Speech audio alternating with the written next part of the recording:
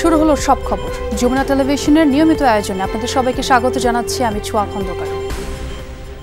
মানবিক করিডোর নিয়ে কোনো আলোচনা বা চুক্তি করেনি বাংলাদেশ, জানিয়েছেন জাতীয় নিরাপত্তা উপদেষ্টা ডক্টর খলিলুর রহমান। বাংলাদেশ যখন চীন ও যুক্তরাষ্ট্রের সঙ্গে সম্পর্ক জোরদারের চেষ্টা চালাচ্ছে, তখন প্রতিবেশী একটি দেশ প্রোপাগান্ডা চালাচ্ছে বলেও জানান তিনি। মিয়ানমারের অভ্যন্তরীণ পরিস্থিতি স্বাভাবিক না হওয়ায় রোহিঙ্গা প্রত্যাবাসনের আশা না দেখলেও এই সংঘাতকে সুযোগ মনে করছেন পররাষ্ট্র উপদেষ্টা।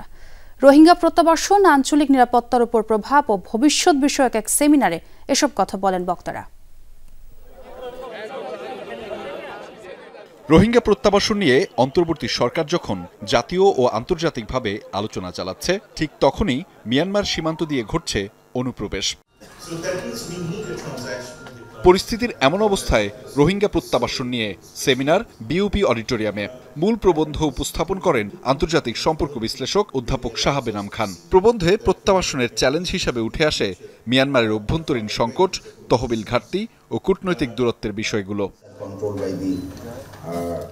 আন্তর্জাতিক সম্পর্ক বিশ্লেষকরা জানান, জাতীয় নিরাপত্তা পরিষদ ও জাতীয় রোহিঙ্গা প্রত্যাবাসন কমিশনের মধ্যে সমন্বয় ও বহুপাক্ষিক কৌশলগত যোগাযোগ বাড়াতে হবে।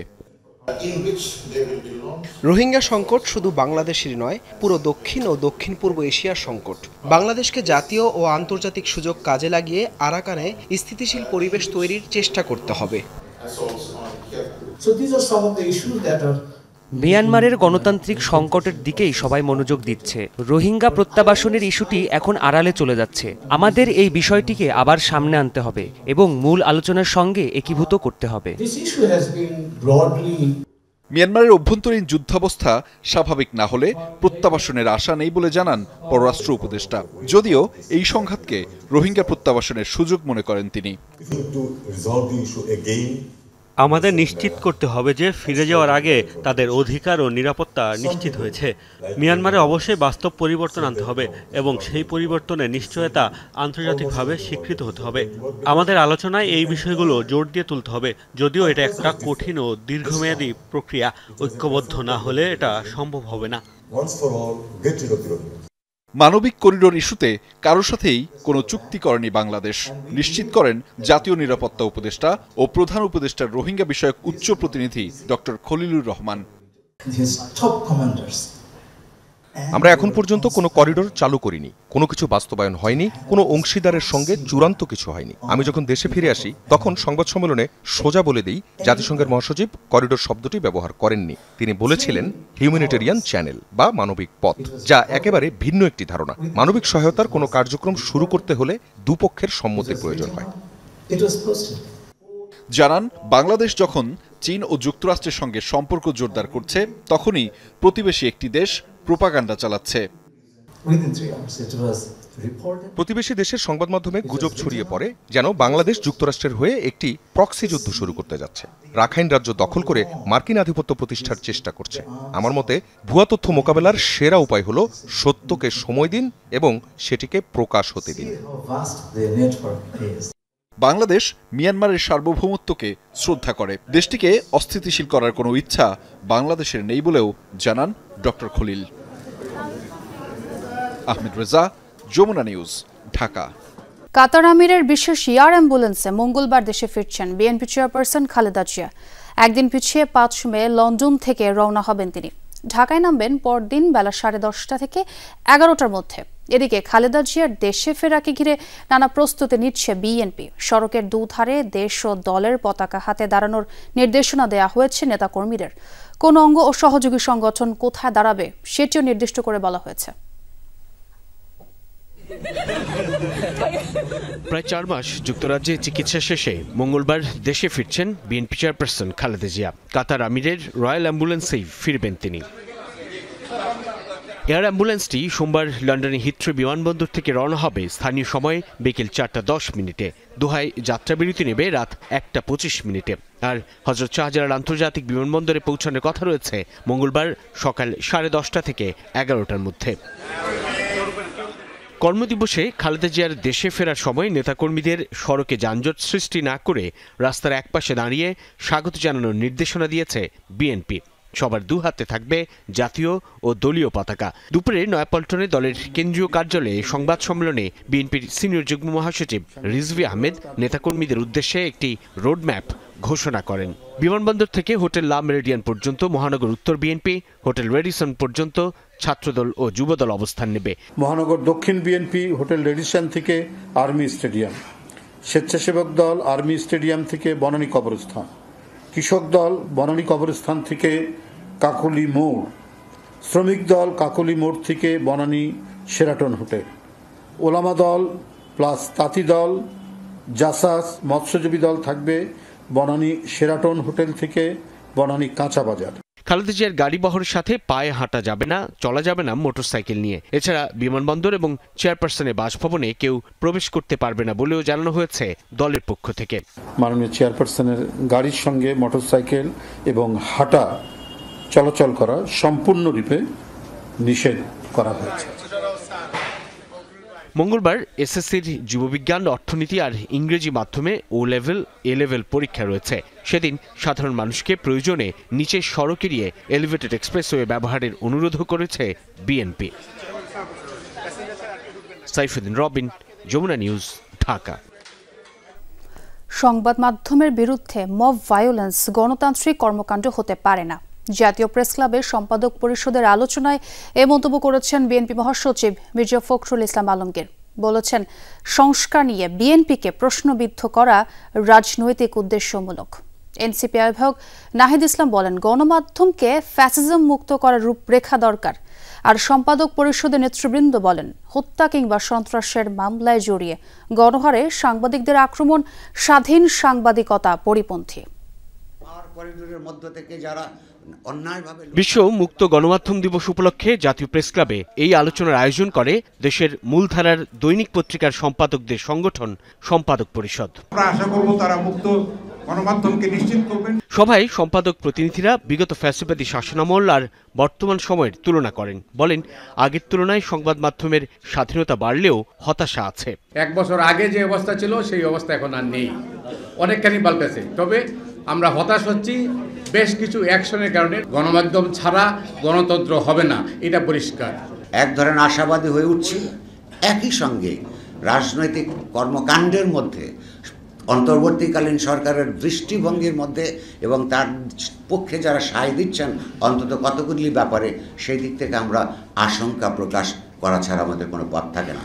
যে সাংবাদিক গিলটি, যে সাংবাদিক দোষী, যে সাংবাদিকের হওয়া উচিত, পানিশমেন্ট হওয়া উচিত, আমরা সরকারের পক্ষে থাকব।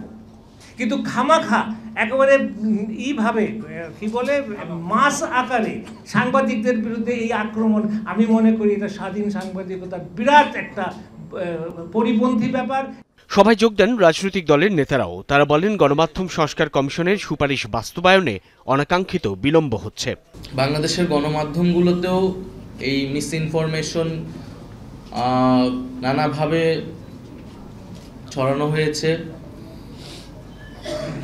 সেই জায়গা থেকে আমাদের আরও সচেতন এবং পেশাদারিত্বের জায়গা আসলে আসা উচিত। কারণ দল হিসেবে বা একটা রাজনৈতিক শক্তি হিসেবে আমরা বিভিন্ন সময় এটার ভিকটিম হয়েছি এবং হচ্ছি। এখন পর্যন্ত ডিজিটাল সিকিউরিটি অ্যাক্টে সাংবাদিকদের বিরুদ্ধে, মিডিয়া কর্মীদের বিরুদ্ধে যত মামলা করা হয়েছিল, সেই মামলাগুলোর অনেক তো আছে এখন পর্যন্ত।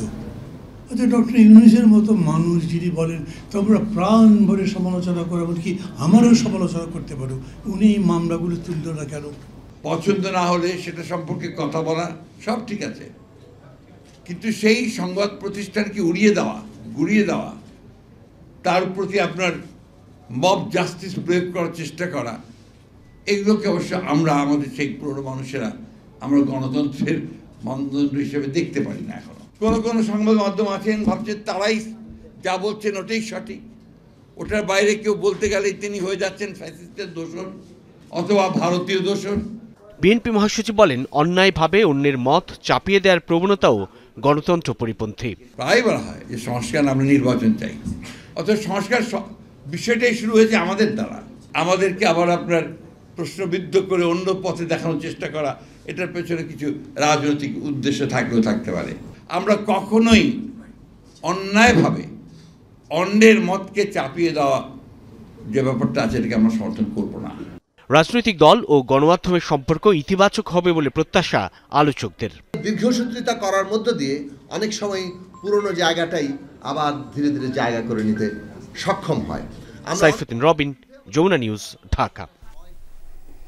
সাংবাদিকদের নামে মিথ্যা মামলা নিয়ে সরকার বিব্রত বলে মন্তব্য করেছেন তথ্য উপদেষ্টা মাহফুজ আলম।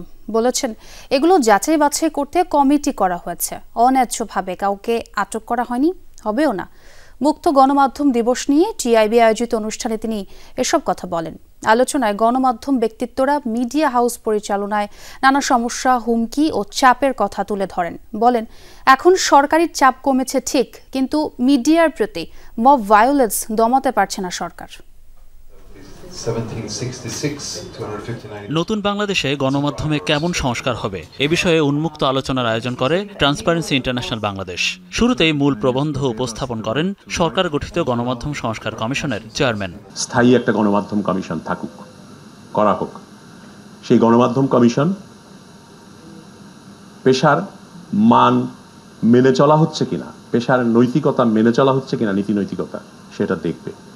আয়োজনে গণমাধ্যম মালিক ও সাংবাদিকরা তুলে ধরেন মিডিয়া হাউস পরিচালনায় অতীত ও বর্তমান সময়ের সমস্যা ও প্রতিবন্ধকতাগুলো। আমাদের পত্রিকা কারা ডমিনেট করে, কেন আমরা সত্য প্রকাশ করতে পারি না? প্রথম হলো information ministry does not function. কারা আমাদের নিউজ করতে বাধা দেয়? বিভিন্ন secret agencies of the government. They dictate us which news will be published, which news will not be published. Perspective থাকবে, সবাই কথা বলবেন, কিন্তু তারপরে যখন কেউ বলে যে আপনার এজেন্সির সামনে গরু জবাই করব, তখন আসলে একটু মনে হয় যে আমি কি ঠিক আছি কিনা। গরু জবাই থেকে গলা জবাই, এইটা এইদিকেও টার্ন করতে পারে। সাংবাদিকদের আপনি যদি সুরক্ষা নিশ্চিত না করেন, তাহলে তাদের কাছ থেকে স্বাধীন সাংবাদিকতা আশা করা যাবে না। টিআইবির নির্বাহী পরিচালক বলেন, সাংবাদিকতায় বাধা হিসেবে কাজ করা প্রতিষ্ঠানগুলোতে আদতে কোনো সংস্কার এখনো হয়নি। নারী সংস্কার কমিশনের সুপারিশ প্রত্যাখ্যান করতে গিয়ে নারীদের নিয়ে হেফাজতে ইসলাম নেতাদের মন্তব্যকে শোভনীয় নয় বলে মন্তব্য করেন তিনি। যে প্রতিষ্ঠানগুলো সবচেয়ে বড় খর্ব করার হাতিয়ার হিসেবে ব্যবহার করা হয়েছে এবং তারা নিজেরা ব্যবহার করেছে, তাদের ক্ষমতা, তাদের জুরিসডিকশনটাকে ভায়োলেট করে রীতিমতো, সেটা হচ্ছে সিকিউরিটি এজেন্সিসগুলো। এটুকু বলতে পারি সাহসের সাথে যে এই প্রতিষ্ঠানগুলোর সংস্কার দরকার, আমূল সংস্কার দরকার। নারী কমিশন বাতিল করতে হবে শুধু না, যে ধরনের অকথ্য ভাষায় এই দাবি উত্থাপন করা হচ্ছে এবং সবার সামনে অপমান করে, সেটা কোনো সভ্য দেশে হয় না। আমাদেরকে তাদেরকে যারা এটা করছেন তারা তাদের ঘরে স্ত্রী নাই, মা নাই, কন্যা নেই। অন্তর্বর্তীকালীন সরকার, যা রাষ্ট্র সংস্কারের দায়িত্ব, তারা কিন্তু এই বিষয়টা নিয়ে একটিবার মুখ খুলে নেয়, অন্তত আমি দেখি নাই। তথ্য উপদেষ্টা মাহফুজ আলম জানান, সাংবাদিকদের অবাধ স্বাধীনতা দিতে চায় সরকার। কথা বলেন সাংবাদিকদের নামে করা মিথ্যা মামলা নিয়েও। একটা অভিযোগ যেটা সত্য, সে অভিযোগে কিন্তু মামলা হয় না, মামলা হয় হত্যা মামলা। এখন এটা নিয়ে আমরাও বিব্রতকর পরিস্থিতিতে আছি। আমরাও বারবার বলার চেষ্টা করতেছি আইন মন্ত্রণালয় থেকে, কিন্তু সরকার কি ব্যবস্থা নিচ্ছে? সরকার আরবিট্রারিলি কাউকে ডিটেইন করে রাখতেছে, বা রাখলে সেটা কোনো লিগ্যাল প্রসিডিউর মেনে করতেছে কিনা, ওখানে কোনো লুপহোলস আছে কিনা, সেটা আপনারা আলোচনা করতে পারেন। সরকারি গণমাধ্যমের খরচ কমানো এবং সরকারি কর্তৃত্ব কমাতে বিটিভি, বাংলাদেশ বেতার ও সংবাদ সংস্থাকে একটি স্বায়ত্তশাসিত প্রতিষ্ঠানের অধীনে আনার পক্ষে মত দেন তথ্য উপদেষ্টা। মনিরুল ইসলাম, যমুনা নিউজ, ঢাকা। সুপ্রিম কোর্টের সিনিয়র আইনজীবী ব্যারিস্টার আব্দুর রাজ্জাক ইন্তেকাল করেছেন। ইন্না লিল্লাহি ওয়া ইন্না ইলাইহি রাজিউন। বিকেল 4:10 রাজধানীর একটি বেসরকারি হাসপাতালে চিকিৎসাধীন অবস্থায় শেষ নিঃশ্বাস ত্যাগ করেন তিনি। আব্দুর রাজ্জাক ক্যান্সার আক্রান্ত হয়ে দীর্ঘদিন ধরে চিকিৎসাধীন ছিলেন। মৃত্যুকালে তার বয়স হয়েছিল ৭৯ বছর। 2026 সালের টি-20 বিশ্বকাপ পর্যন্ত বাংলাদেশ দলের অধিনায়কের দায়িত্ব পেয়েছেন লিটন দাস। পূর্ণ মেয়াদে অধিনায়কত্ব পাওয়া লিটনের প্রথম অ্যাসাইনমেন্ট হবে আমিরাত সিরিজ। শুধুমাত্র এই সিরিজে সহ অধিনায়কের দায়িত্ব পালন করবেন স্পিন বোলিং অলরাউন্ডার শেখ মেহেদী হাসান। এভাবে আরও কয়েকজনকে সহ অধিনায়ক করে দেখবে বিসিবি। এরপর পূর্ণ মেয়াদে একজনকে বেছে নেওয়া হবে। এদিকে সংযুক্ত আরব আমিরাতের বিপক্ষে টি-20 দলে ফিরেছেন নাজমুল শান্ত ও তাওহিদ হৃদয়। দুজনই চোটের কারণে খেলতে পারেননি উইন্ডিজ সফরে। বাদ পড়েছেন মেহেদী হাসান মিরাজ, নাসুম আহমেদ, রিপন মণ্ডল ও তাসকিন আহমেদ। এছাড়া দলে আছেন তানজিদ তামিম, পারভেজ ইমন, সৌম্য সরকার, শামীম পাটোয়ারি, জাকের আলী, রিশাদ হোসেন, তানভীরুল ইসলাম, মুস্তাফিজুর রহমান, হাসান মাহমুদ, তানজিম সাকিব, নাহিদ রানা ও শরীফুল ইসলাম। রাজনৈতিক দলগুলোর মধ্যে মতপার্থক্য আছে, তবে রাষ্ট্রের স্বার্থে কিছু কিছু বিষয়ে ছাড় দিতে দলগুলোর প্রতি আহ্বান জানিয়েছেন ঐকমত্য কমিশনের সহসভাপতি ডক্টর আলী রিয়াজ। বলেন, ঐকমত্য প্রতিষ্ঠায় অনুঘটকের কাজ করছে কমিশন। 12 দলীয় জোটের মতে কমিশন উচ্চাকাঙ্ক্ষী চিন্তা ভাবনা করছে। দ্রুত প্রয়োজনীয় সংস্কার শেষ করে ডিসেম্বরের মধ্যে নির্বাচন দেওয়ার আহ্বান জানিয়েছে তারা। রাষ্ট্র সংস্কারের লক্ষ্যে রাজনৈতিক দলগুলোর সাথে ধারাবাহিক আলোচনায় রোববার 12 দলীয় জোটের সাথে বসে জাতীয় ঐকমত্য কমিশন। কমিশনের পাঠানো 166টি সুপারিশের মধ্যে 110টির সাথে একমত প্রকাশ করে জোট। বৈঠকের শুরুতে কমিশনের সহসভাপতি জানান, আলোচনার মাধ্যমে জাতীয় সনদ তৈরি করাই ঐকমত্য কমিশনের লক্ষ্য, যা ভবিষ্যতে বাংলাদেশ কিভাবে চলবে তার পথরেখা তৈরি করবে। শুধু কমিশন নয়, ভিন্ন মতের জায়গাগুলো রাজনৈতিক দলগুলোর নিজেদের মধ্যে আলোচনা করে সমাধানের চেষ্টা করতে হবে। ঐকমত্য তৈরি করতে হলে সবাইকেই কিছু না কিছুটা ছাড় দিতে হবে, সবাইকেই আমাদের এক জায়গায় আসতে হবে। আমরা সব বিষয়ে একমত হতে পারবো না, কিন্তু রাষ্ট্রের পুনর্গঠনের জন্য যে মৌলিক জায়গাগুলো, সেখানে আমাদেরকে একমত হয়েই বাংলাদেশকে এগিয়ে নিয়ে যেতে হবে। শুধুমাত্র এই টেবিলে বসে এইখানে আলোচনায় আমরা জাতীয় ঐকমত্যের চূড়ান্ত জায়গায় পৌঁছতে পারবো আমরা তা মনে করি না। আলোচনার মাধ্যমে কয়েকটি দ্বিমতের জায়গায় একমত হয়েছে 12 দলীয় জোট। বিরোধিতা করেছে সংসদের মেয়াদ 4 বছর ও প্রার্থিতার বয়স, গণভোট, গণ অধিকার পরিষদের বিষয়ে। জনগণের ভোটে স্থানীয় জনপ্রতিনিধি নির্বাচনের পক্ষে তারা। তবে আলোচনায় গুরুত্ব পেয়েছে দ্রুত নির্বাচনের দাবি। কমিশন উচ্চাকাঙ্ক্ষী চিন্তা করছে বলেও মনে করে 12 দলীয় জোট। সংস্কার চাই, যত দ্রুত সম্ভব এই সংস্কারের কাজ শেষ করে ডিসেম্বরের মধ্যে, আগামী ডিসেম্বরের মধ্যে একটি নির্বাচনের মাধ্যমে জনগণের সরকার প্রতিষ্ঠা করা লক্ষ্যে আমরা এগিয়ে যাব। রাষ্ট্রীয় বিধিমালা ব্যবহার করে নতুন স্বৈরশাসনের বন্দোবস্ত যেন করতে না পারে, সেজন্য দ্রুত ঐকমত্যে পৌঁছানোর তাগিদ দেন 12 দলীয় জোটের নেতারা। কালক্ষেপণ না করে যে সংস্কারগুলো অর্ডিন্যান্সের মাধ্যমে জারি করা দরকার, ওগুলো জারি করে আপনারা নির্বাচনের ব্যবস্থা করেন। লাভলি বিথি, যমুনা নিউজ, ঢাকা। আগামী নির্বাচন সামনে রেখে বাংলাদেশ বড় ধরনের সাইবার হামলার শিকার হতে পারে, এমন আশঙ্কার কথা জানিয়েছেন প্রধান উপদেষ্টার বিশেষ সহকারী। Digital verification and fact checking বিষয়ক প্রশিক্ষণের উদ্বোধনী অনুষ্ঠানে তিনি কথা জানান।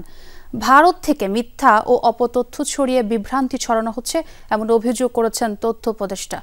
গুজব প্রতিরোধে মূলধারার গণমাধ্যমের সহযোগিতা কাজে লাগাতে জেলা কর্মকর্তাদের নির্দেশ দেন তিনি। তথ্য প্রযুক্তির সুবিধা কাজে লাগিয়ে ভুল তথ্য, গুজব এবং অপতথ্য অন্য যে কোনো সময়ের তুলনায় বেশি ছড়ানো হচ্ছে। সম্প্রতি এআই প্রযুক্তি ব্যবহার করে মিথ্যা কন্টেন্ট বানিয়ে সামাজিক যোগাযোগ মাধ্যমে ছড়িয়ে দেওয়া হচ্ছে। দেশ অস্থিতিশীল করার অপচেষ্টা করছে একটি মহল। জেলা তথ্য কর্মকর্তাদের প্রযুক্তি বিষয়ক প্রশিক্ষণ কর্মশালায় এমন তথ্য তুলে ধরেন বক্তারা। আগামী নির্বাচনকে সামনে রেখে দেশে বড় ধরনের সাইবার হামলার শঙ্কার কথা জানান প্রধান উপদেষ্টার বিশেষ সহকারী ফয়েজ আহমেদ তৈয়ব। আগামী নির্বাচনকে সামনে রেখে বাংলাদেশ 5ই আগস্টের পরে যে ইনফরমেশন ক্যাম্পেইনটা হয়েছে, ডিসইনফরমেশন এবং মিসইনফরমেশন ক্যাম্পেইনটা হয়েছে, দেশের ভিতরের ফ্যাসিবাদী গোষ্ঠী এবং দেশের বাইরের গোষ্ঠীগুলোর যৌথ প্রয়াসে আমার আশঙ্কা যে বাংলাদেশ তার ইতিহাসে সবচেয়ে বড় মিসইনফো, ডিসইনফো এবং সাইবার ক্রাইমের শিকার হবে নির্বাচনকে উপলক্ষ করে। অবাধ তথ্য প্রবাহের সুযোগে ভুয়া ও ভুল তথ্য ছড়িয়ে পড়ছে উল্লেখ করে তথ্য উপদেষ্টা বলেন, জুলাই অভ্যুত্থান অনেকেই মেনে নিতে পারেনি।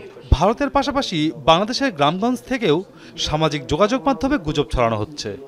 বাংলাদেশে যে গুজব অপতথ্য আছে সেটা শুধুমাত্র সেন্ট্রালি বা ভারত থেকে আসে এরকম না। এখনও আমরা যেটা দেখতে পাচ্ছি যে গ্রামাঞ্চলে অনেকেই এখনও আছে যারা গত যে জুলাই আগস্টের যে গণ অভ্যুত্থান এটা তারা মনে প্রাণে মেনে নেন নাই। তো ওখান থেকে এমনভাবে অপপ্রচার চালানো হচ্ছে যে মনে হচ্ছে এই ইভেন্ট কোনোদিন ঘটে নাই। গুজব প্রতিরোধে প্রযুক্তিগত দক্ষতা বৃদ্ধির পাশাপাশি মূলধারার গণমাধ্যমের সহযোগিতা নিতে জেলা তথ্য কর্মকর্তাদের নির্দেশ দেন তথ্য উপদেষ্টা। সোশ্যাল আনরেস্ট এবং যে ধর্মীয় জায়গা থেকে সহিংসতা বা হানাহানি না তৈরি হয়। মাসুদুজ্জামান রবিন, যমুনা নিউজ, ঢাকা। ভারতই বিশ্বের একমাত্র দেশ যারা পানিকে মারণাস্ত্র হিসেবে ব্যবহার করছে, এমন মন্তব্য করেছেন বিএনপির স্থায়ী কমিটির সদস্য মির্জা আব্বাস।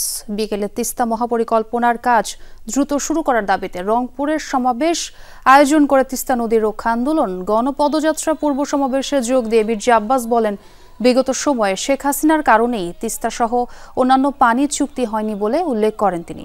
এ সময় তিস্তা চুক্তি বাস্তবায়নের তাগিদ দেন মির্জা আব্বাস। পরে গণপদযাত্রা শুরু হয়। এতে যোগ দেয় তিস্তা অববাহিকার 5 জেলার ভুক্তভোগী মানুষ। এছাড়া স্থানীয় বিএনপি নেতাকর্মীরা যোগ দেন পদযাত্রায়। কর ফাঁকির অর্থ আহরণে রাজস্ব কর্মকর্তাদের লক্ষ্যমাত্রা ঠিক করে দেবে এনবিআর। বাৎসরিক রাজস্ব আদায়ের লক্ষ্যের সঙ্গে যোগ করা হবে বাড়তি এই কাজ। এনবিআর চেয়ারম্যান জানান, আগামী বাজেট হবে ব্যবসা বান্ধব। শুল্ক সংক্রান্ত অভিযোগ নিষ্পত্তিতে আসছে দিক নির্দেশনা। ব্যবসায়ীরা দাবি করেন, উচ্চ এবং একাধিক শুল্ক হারের কারণে থমকে যাচ্ছে বিনিয়োগ। ব্যবসা পরিচালনা ব্যয় হ্রাস এবং হয়রানি বন্ধ করতে হবে। নানামুখী চাপে কাঙ্ক্ষিত মাত্রায় হচ্ছে না দেশি বিদেশি বিনিয়োগ। পরিবর্তিত এই সময়ে হাতে নেওয়া হয়েছে সংস্কার উদ্যোগ, কিন্তু তারপরও পরিস্থিতির পরিবর্তন হয়নি। সকালে ICAB, foreign investor chamber of commerce এবং Japan Bangladesh chamber of commerce and ইন্ডাস্ট্রিজের আয়োজনে প্রবৃদ্ধি ও বাজেট বিষয়ক আলোচনায় ব্যবসা বান্ধব পরিবেশ নিশ্চিত করার দাবি ওঠে। We need to set up predictable tax policy. মূল্যস্ফীতি নিয়ন্ত্রণ, রাজস্ব সংগ্রহ বৃদ্ধি এবং টেকসই বিনিয়োগের উপর সর্বোচ্চ জোর দিতে হবে। দীর্ঘমেয়াদী কর নীতি দরকার, যার ধারাবাহিকতা রক্ষা করা জরুরি। Where we want to go after 10 years? How many tax? How much money they are contributing to the government exchequer? বেসরকারি খাতে প্রবৃদ্ধিকে সহজতর করে এমন নীতিমালা প্রণয়ন দরকার। রপ্তানি বৈচিত্র্যকরণ এবং দেশি ও বিদেশি বিনিয়োগকারীদের আস্থা বৃদ্ধির জন্য ব্যবসা করার পদ্ধতিগত জটিলতা দূর করতে হবে। All these small entrepreneurs. ব্যবসা পরিচালনায় লাগামহীন ব্যয়, উচ্চ কর হার এবং অনিশ্চয়তায় বাড়ছে না বিনিয়োগ। ভ্যাটের একক হার না থাকায় হয়রানি বাড়ছে। বক্তারা বলেন, ব্যবসা সহজীকরণে আরও পদক্ষেপ দরকার। And then of course customs. শুল্ক বিভাগের কাজ শুধুমাত্র রাজস্ব আয় বৃদ্ধি করাই নয়, ব্যবসা প্রসারেও তাদের অবদান রাখতে হবে। ব্যবসায়ীরা এখনো অনেক ক্ষেত্রে হয়রানির মুখোমুখি হয়। In fact, the role of customs is to facilitate trade. They are highly sensitive to macro and policy stability. ব্যবসায় ব্যয় কমিয়ে আনতে হবে। উচ্চ কর হারও ব্যবসার অন্তরায়। একক ভ্যাট হারও দরকার। Productive development spending. আগামী বাজেট হবে ব্যবসা বান্ধব, প্রতিশ্রুতি দিলেন NBR chairman. Make your compliance much easier. ব্যবসা সহজীকরণে এবার বাজেটে জোর দেবে এনবিআর। ঢেলে সাজানো হবে কর কাঠামো। রাজস্ব ফাঁকিবাজদের ধরতেও নতুন কৌশলে এগোবে জাতীয় রাজস্ব board. Taxpayer who are in TaxNet. আলোচকরা মনে করেন, একটি দূরদর্শী বিনিয়োগ বান্ধব কৌশল প্রয়োজন, যা রাজস্ব আয় বৃদ্ধি করবে, কমিয়ে আনবে সরকারের ক্রমবর্ধমান ঋণ গ্রহণের প্রবণতা। Having tariff kind of system. Rimon Rahman, Jamuna News, Dhaka. নারী সংস্কার কমিশনের বিতর্কিত ও সাংঘর্ষিক বিষয়গুলো পর্যালোচনার জন্য বিশেষজ্ঞ কমিটি গঠনের নির্দেশনা চেয়ে হাইকোর্টে রিট দায়ের করা হয়েছে। রিটে নারী সংস্কার কমিশনের প্রস্তাবিত বিতর্কিত বিষয়গুলোর বৈধতা চ্যালেঞ্জ করা হয়েছে। রোববার সুপ্রিম কোর্টের আইনজীবী রওশন আলী এ রিট দায়ের করেন। নারী পুরুষের সমান উত্তরাধিকার, বহু বিবাহ নিষিদ্ধ করা, যৌনকর্মীদের পেশাকে বৈধতা দেওয়ার প্রস্তাব সহ বেশ কয়েকটি সুপারিশকে ইসলামী শরিয়া ও জনগণের ধর্মীয় অনুভূতির পরিপন্থী উল্লেখ করা হয়। একই সাথে একে সংবিধানের সঙ্গে সাংঘর্ষিক হিসেবেও উল্লেখ করা হয় রিটে। এতে 3টি মন্ত্রণালয় এবং উইমেন রিফর্ম কমিশনের চেয়ারম্যানকে বিবাদী করা হয়েছে। বিচারপতি ফাতেমা নজিব ও বিচারপতি শেখদার মাহমুদুর রাজির হাইকোর্ট বেঞ্চে চলতি সপ্তাহে রিটের শুনানি হতে পারে।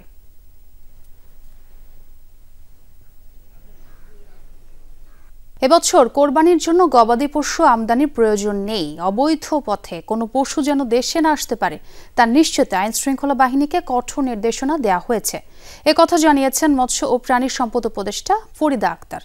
দুপুরে সচিবালয়ে কোরবানির পশুর চাহিদা ও হাট ব্যবস্থাপনা নিয়ে এক ব্রিফিংয়ে তিনি আরও জানান, এবার সারা দেশে 1,24,47,000 পশু কোরবানির জন্য প্রস্তুত রয়েছে, তাই কোনো ধরনের সংকট তৈরি হবে না। উপদেষ্টা বলেন, দেশের খামারের গরু ও ছাগল দিয়েই কোরবানি সম্পন্ন করা যাবে।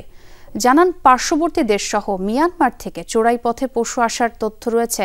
এক্ষেত্রে আইন শৃঙ্খলা বাহিনী ব্যবস্থা নেবে। পশুর ট্রাক ছিনতাইকারীদের বিরুদ্ধেও কঠোর থাকবে পুলিশ। ফরিদা আক্তার সতর্ক করে বলেন, বাসের লকআপে কোনো পশু পরিবহন করা যাবে না, এটি আইনের লঙ্ঘন।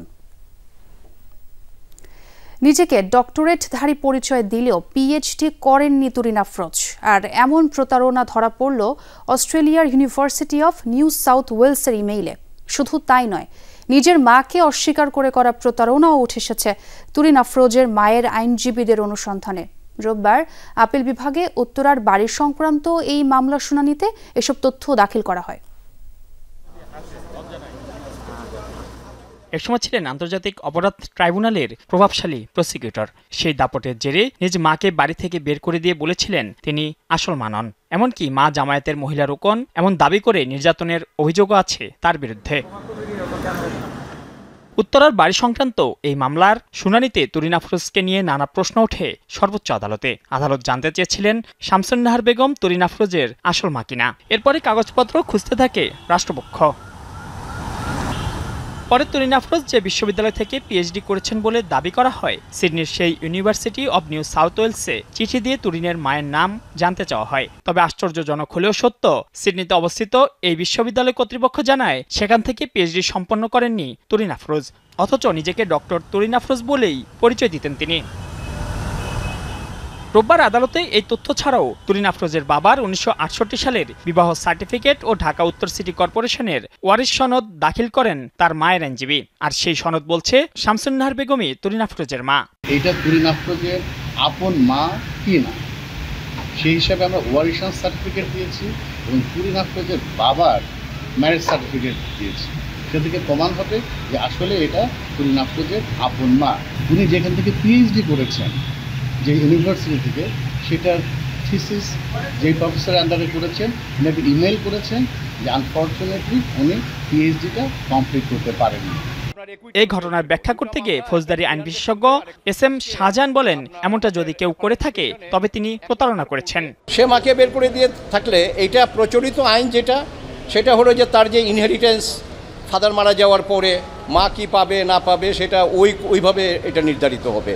আর এখানে ক্রিমিনাল অফেন্স প্রপার্টি শেয়ার নিয়ে যদি কোনো ডিসপিউট হয়, it's not a criminal offence. কিন্তু বাকি যেটা বললেন ওটা তো ক্রিমিনাল অফেন্স। সম্পূর্ণভাবে এটা তো আপনার একটা প্রতারণা। বৈষম্য বিরোধী আন্দোলনের মামলায় বর্তমানে কারাগারে আছেন তুরিন আফরোজ। মাইনুল মারুফ, যমুনা নিউজ, ঢাকা। 43তম বিসিএস এর গেজেট থেকে সুনির্দিষ্ট কারণ ছাড়া 227 জনকে বাদ দিয়ে তাদের অনিশ্চিত ভবিষ্যতের দিকে ঠেলে দেওয়া হয়েছে, এ মন্তব্য করেছেন গণ অধিকার পরিষদের সভাপতি নুরুল হক নূর। 43তম বিসিএস এর গেজেটে বঞ্চিতদের অবিলম্বে গেজেটভুক্ত করার দাবিতে আমরণ অনশন কর্মসূচিতে সংহতি জানিয়ে একথা বলেন তিনি। বলেন, বাবা বা ভাইয়ের রাজনীতির জন্য কাউকে বঞ্চিত করা ঠিক হবে না। মেধার জন্য লড়াই করে নতুন বাংলাদেশে মেধাবীদের বৈষম্য মেনে নেওয়া যায় না। উপদেষ্টা পরিষদে শিক্ষার্থী প্রতিনিধি থাকার পরও তারা শিক্ষার্থীদের জন্য এগিয়ে না আসায় হতাশার কথা জানান নূর।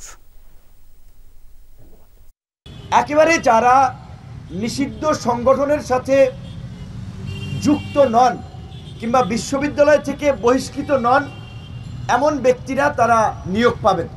তো আমরা এটাই চেয়েছিলাম এবং আমরা ব্যক্তিগতভাবে এটাও মনে করি, যদি কারো বাবার পরিচয় তাকে চাকরি থেকে সুযোগ বঞ্চিত করা হয়, কারো ভাইয়ের পরিচয়, আমরা এটা চাই না।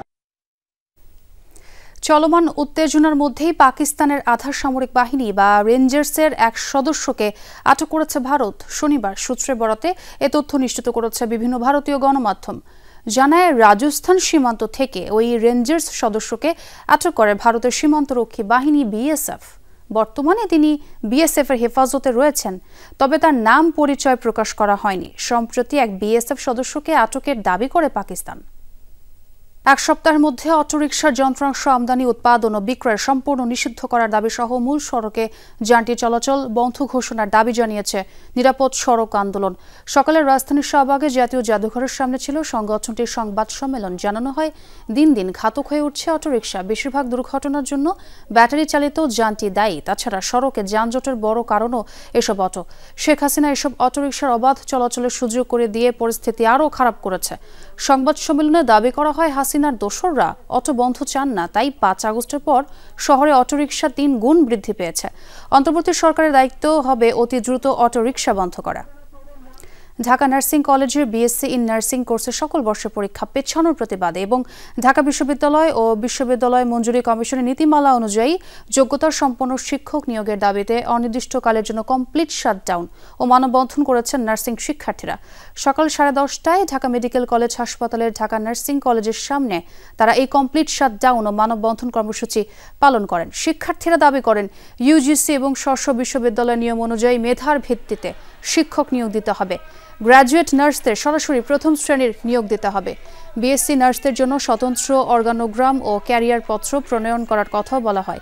2016 সালের নিয়োগ বিধি বাস্তবায়নের দাবি জানানোর পাশাপাশি ইন্টার্ন ভাতা 20,000 টাকায় উন্নীত করার দাবিও জানান শিক্ষার্থীরা। গাইবান্ধায় এক পল্লী চিকিৎসককে প্রকাশ্যে রাস্তা থেকে তুলে নিয়ে যাওয়ার 2 দিন পরেও সন্ধান মেলেনি। চিকিৎসককে তুলে নিয়ে যাওয়ার একটি ভিডিও ভাইরাল হয়েছে সামাজিক যোগাযোগ মাধ্যমে। ভিডিওতে দেখা যায় সাদুল্লাপুর উপজেলার হাতিচামড়া ব্রিজ এলাকা থেকে অপহরণ করা হয় চিকিৎসক তারিকুল ইসলামকে। নিজ দোকানে যাবার পথে তারিকুলকে মোটরসাইকেলে থেকে নামিয়ে মারধর করে একটি ব্যাটারি চালিত ভ্যানে তুলে নিয়ে যাওয়া হয়। পরে তারিকুলের ভাই বাদী হয়ে 2 জনের নাম উল্লেখ সহ 7 থেকে 8 জনকে অজ্ঞাতনামা আসামি করে একটি অপহরণ মামলা দায়ের করেন। স্বজনদের দাবি, পূর্ব শত্রুতার জেরে দক্ষিণ সন্তোলা গ্রামের সুমন মিয়া ও চাঁদ করিম গ্রামের মিলন মিয়া ও তাদের সহযোগীরা মিলে তারিকুলকে অপহরণ করেছে। কক্সবাজারের টেকনাফে বিজিবির অভিযানে 1,10,000 পিস ইয়াবা সহ ধরা পড়েছে একজন। মিয়ানমার থেকে মাদকের একটি বড় চালান নাফ নদী দিয়ে বাংলাদেশের ভূখণ্ডে প্রবেশ করতে পারে এমন গোয়েন্দা তথ্যের ভিত্তিতে অভিযান চালায় বিজিবির টেকনাফ ব্যাটালিয়ন। অভিযানে সন্দেহজনক একটি নৌযানকে থামিয়ে তল্লাশি করলে মিলে এসব মাদকদ্রব্য উদ্ধার হয়। বিশেষভাবে মোরগজাত 1,10,000 পিস ইয়াবা ট্যাবলেট। আটককৃতকে টেকনাফ মডেল থানায় হস্তান্তরের কথা জানিয়েছে বিজিবি। চট্টগ্রামে মিথ্যা অভিযোগ দিয়ে হয়রানি এবং প্রাণনাশের হুমকির প্রতিবাদে সংবাদ সম্মেলন করেছে ভুক্তভোগী পরিবার। বিকেলে চট্টগ্রাম একাডেমি হলে ভুক্তভোগী শামসুন নাহার ভুইয়া অভিযোগপত্র পাঠ করেন। অভিযোগ করেন কর্ণফুলী উপজেলা আওয়ামী লীগের দোসর মাহবুবুল আলম ও তার সহযোগী আবু তাহের সহ সন্ত্রাসীরা প্রতিনিয়ত ভয়ভীতি প্রদর্শন করে বসতভিটা থেকে উচ্ছেদের হুমকি দিয়ে আসছে। ফলে চরম আতঙ্ক ও নিরাপত্তাহীনতায় প্রতিটি দিন কাটাচ্ছেন তারা। জীবনের নিরাপত্তা চেয়ে প্রশাসনের দৃষ্টি কামনাও করেন তিনি। আর এই ছিল আজকের সব খবরের আয়োজন। এতক্ষণ সাথে থাকার জন্য ধন্যবাদ সবাইকে।